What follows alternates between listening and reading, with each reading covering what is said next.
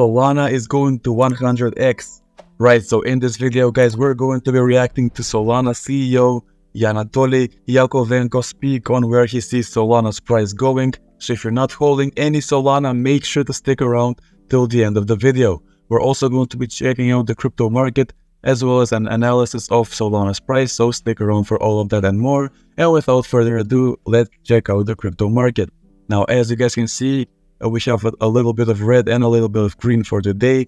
Quant is actually up 7.5% at $111. BTT or BitTorrent is up 88.9%, which is crazy, guys. HNT or Helium is up 42%. Doge is up 5.2%. Rocket Pool is up is actually down 3.2%, and it's one of the losers. Another loser is Hex, which is down 16.8%. Now, looking at Solana, as you guys can see, its price is sitting at 64.1%, and it actually started going back up ever since it had the slump, the slight regression, I should say, from when Bitcoin regressed. Obviously, this is a coin that, if you know Bitcoin's chart, it follows Bitcoin's behavior pretty well, and now it has kind of come back from that regression. It wasn't a small regression, it was maybe like 7%, I think, or something like that. And its market cap right now is actually up 5.79%, and its volume is up 77.06%, with its volume over market cap being 10.84%, and its circulating supply 425 million SOL tokens. Now, with that being said, like I said, it does follow Bitcoin's behavior overall, how it's been behaving ever since Bitcoin shot up maybe like a month ago or something. Solana also had this big break and became holding around 60 something dollars. And if you're actually wondering which website I'm using right now to look at Solana, it is none other than the Fairdesk website. Now, I have actually been using Fairdesk to trade on for quite a while now, and it is very fluent. And as well as the reason why I'm using Fairdesk so much is I don't need to use real funds to make money. You can actually get up to $100,000 in sign-up bonuses, and by using the link in the description below, you can actually earn a 15% trading fee discount. Now, there is minimal risk in trading with Fairdesk, so sign up if you're interested in some easy money.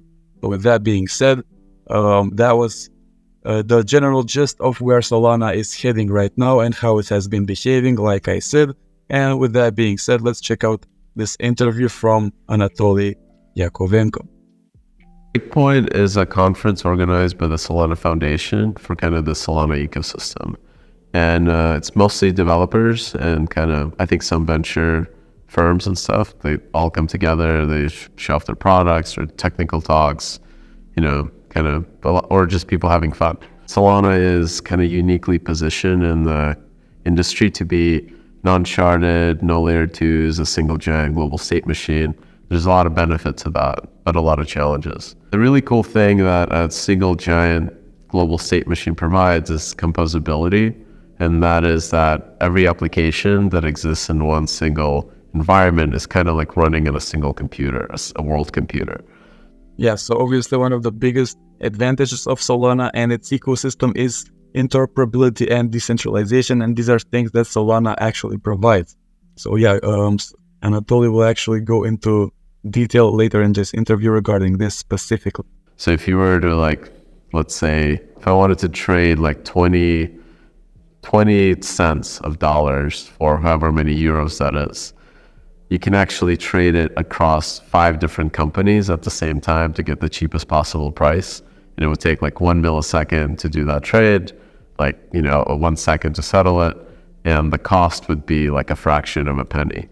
Yeah, so that is also another big reason why Solana is so important. Obviously something that Ethereum provides as well, but I believe Solana is a step ahead of Ethereum right now, and it could be many steps ahead of it in the future, so have your eyes peeled for that. But it's basically the smoothness that it gives to the users and how user-friendly it is. how much time it saves, how cost efficient it is as well.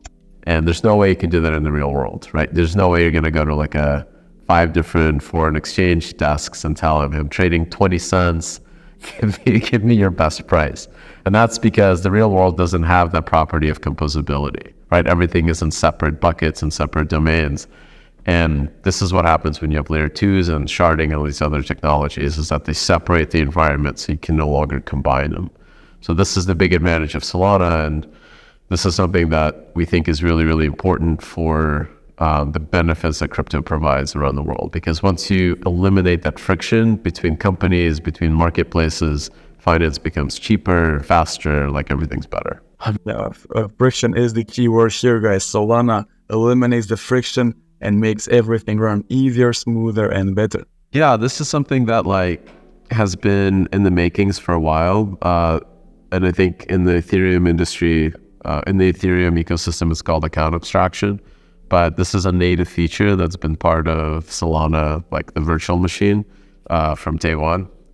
Yeah, there's a lot of comparisons between Solana and Ethereum. Of course, they do similar things, and they're similarly at the top right now. Obviously, Ethereum is a little bit more popular and a little bit more established. But yeah, let me know, guys, what do you think? Do you believe in Solana more or Ethereum? Or do you believe that there is a place for both of them in the crypto space? And Fuse is built by a really amazing team, Squads Protocol, that have built a formally verified multi-sig. And that multi-sig can now basically act as a wallet. And the wallet is implemented as a smart contract on Solana itself. And that's really, really cool because it allows more flexible features and protocols to be added in the wallet that's running on chain. Yeah, the smart contracts are a very good addition, in my opinion, to the whole ecosystem. Obviously, something like Quant and the Overledger, they're working with smart contracts as well. And that is actually, in my opinion, like the future of where everything is headed right now in the technology industry, in the finance industry, and in everything in general. So it's great to hear that Solana is integrating them as well. And some of the interesting properties of this multi-sig is that you can set up a wallet without any seed phrases by using multiple devices. Because you have multiple devices, you have redundancy. In case you lose one device, you can re-enable it. So you're starting to see a shift in crypto with these new technologies to get away from the old school, here's a piece of paper, write down your seed phrase and store it in your sock drawer.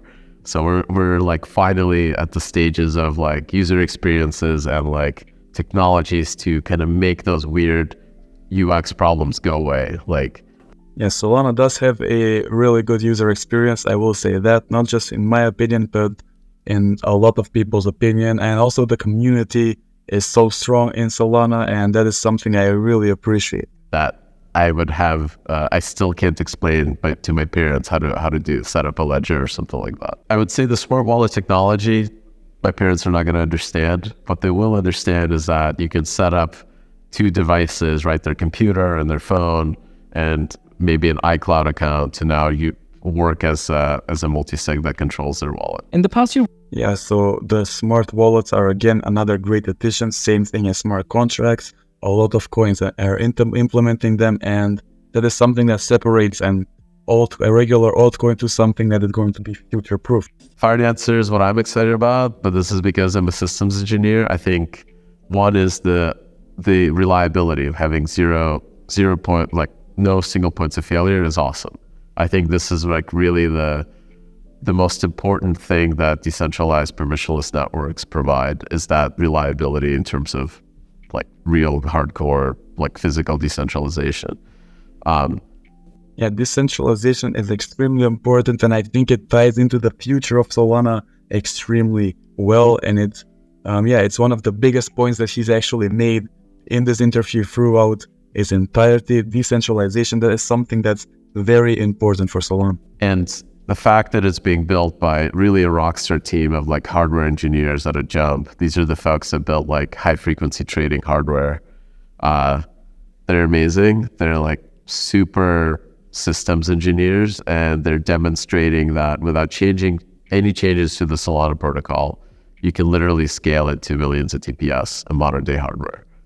Yeah, the team is incredible, to be fair, as well, from Solana. I've read about them a little bit, and similar to Quant's team, I really respect them as well. That's one of the biggest reasons why I believe in this project as well, the Solana. Not even talking about custom hardware or anything like that. These are like CPUs that anyone can buy on Amazon and like set up a machine and servers and ready to go.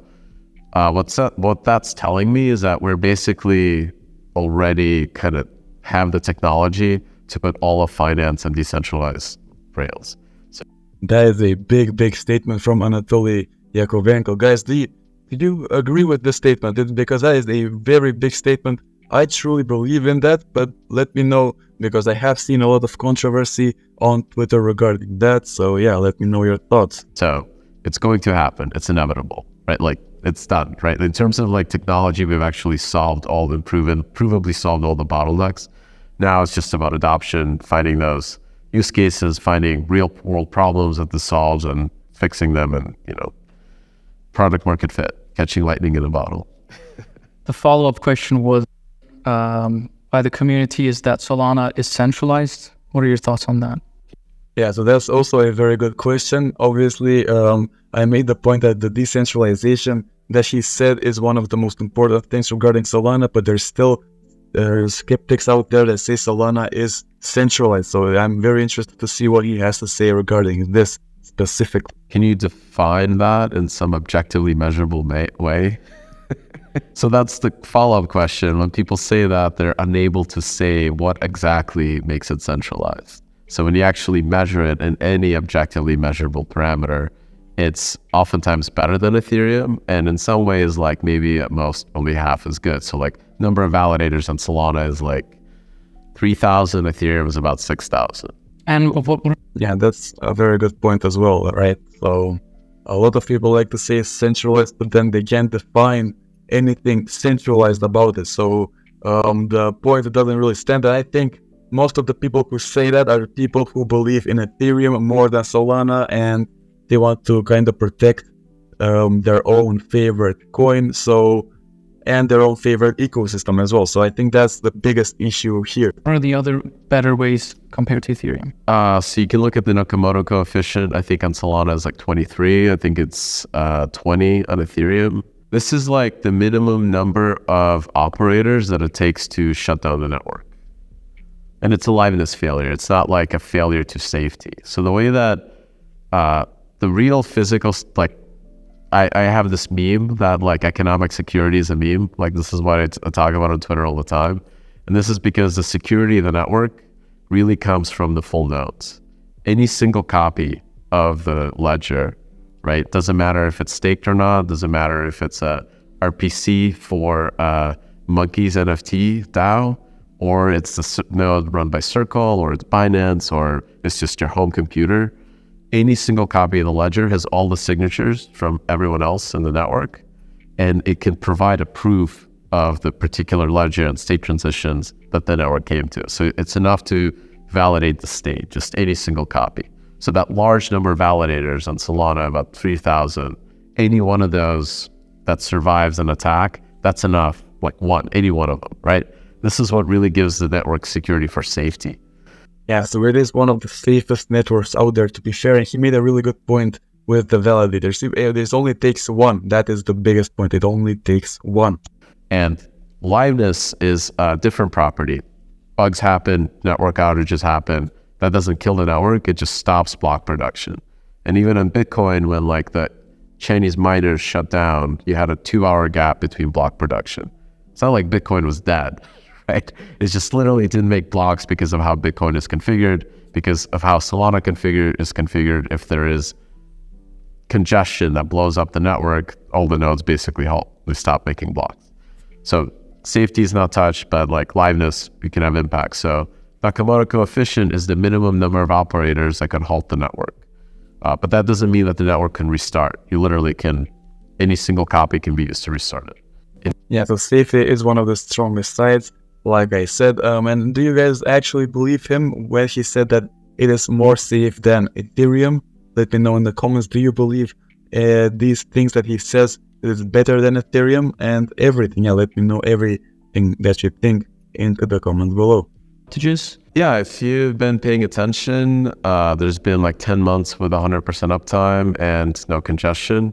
And this is because last breakpoint, we shipped local fee markets and we just got them to like live on mainnet, like at last breakpoint. So over this last year, you saw that the network can handle in isolation separate fees for different events in the network all happening at the same time. And the best test of that was like when Helium was migrating from their layer 1 to Solana. They literally minted 1 million NFTs at the same time, while Mad Lads had their big kind of very popular launch that had like more volume than all the NFTs even on Ethereum. Yeah, so that is the efficiency of Solana. Like I said, that's the excellent example that he used right there with Helium. And yeah, guys, that was the video mainly. Let me know your thoughts down below. Where do you see Solana's price heading? Do you see it going up? Are you bullish or bearish on Solana? And yeah, where do you see the crypto market as a whole going as well? And how do you think that will affect Solana? And do you believe the things that he's been talking about and Anatoly Yakovenko? Let me know all of your thoughts and more in the comments below. As always, I love talking to you today, and peace.